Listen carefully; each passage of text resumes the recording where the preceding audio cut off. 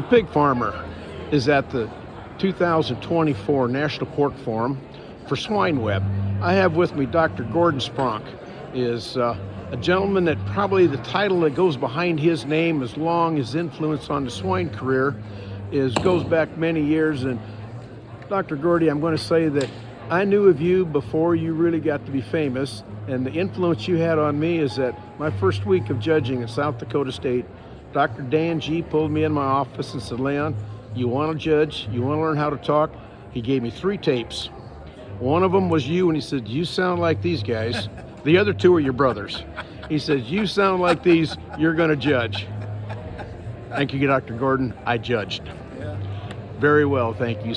But over the years, your practice as a veterinarian, your involvement in a production company with raising pigs, with helping other folks get started in the pig business as it grew, your passion for going ahead and start working on disease organisms to make our animals healthier, is you've moved over and you've traveled overseas to get the nation's health better.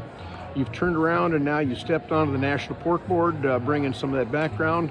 Is your passion for promotion the product? At this age, Dr. Gordon, you're almost, some people would say you're going to slow down and retire, but I'm going to ask you, what's next? Yeah. What have you got on your list that I'm going to accomplish before I do? Well, first of all, thank you for the introduction. Thank you for the opportunity to talk with you. We literally are sitting on the delegate floor at the 2024 Pork Forum. And finally, it's an honor to represent America's producers at the National Pork Board level as a board member. So thank you for that honor. And you know, the work's never done there. And so, as they say, you know, one day you wake up, Leon, and you probably know this, you're the oldest guy in the room. And so you never want to stand in the way of the next generation. No way.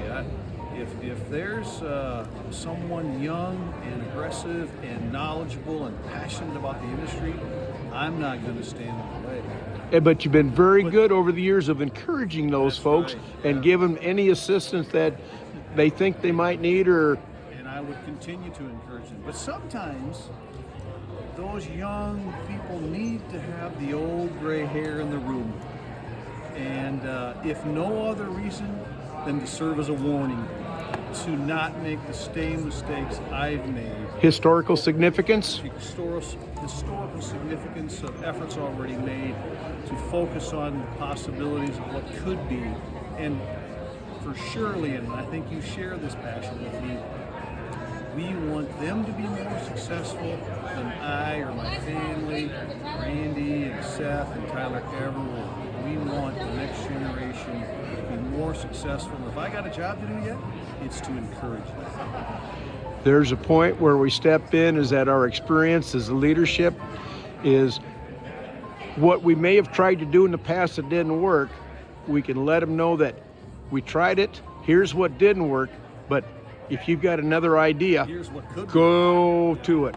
And the one last I'll close with, I'm shocked Dan G kept those tapes. I'm going to have to check with him and see if he still got them. Well, now let's go, because it was about 50 years ago that when he played them for me. Is that? I'm still going to ask him later. Well, it might be go back in there. I wouldn't be surprised, but what he pulls them out, and they got used for several years. So it was a good start. And at that time, I didn't know who Dr. Spronk was back. Well, he wasn't Dr. Spronk. He was one of the Spronk boys, but he is now. So Gordon today, it's still Gordon today. Dr. Gordon, thank you for your time, and we appreciate it. The Pig Farmer at National Pork Forum for Swine Web. Thank you.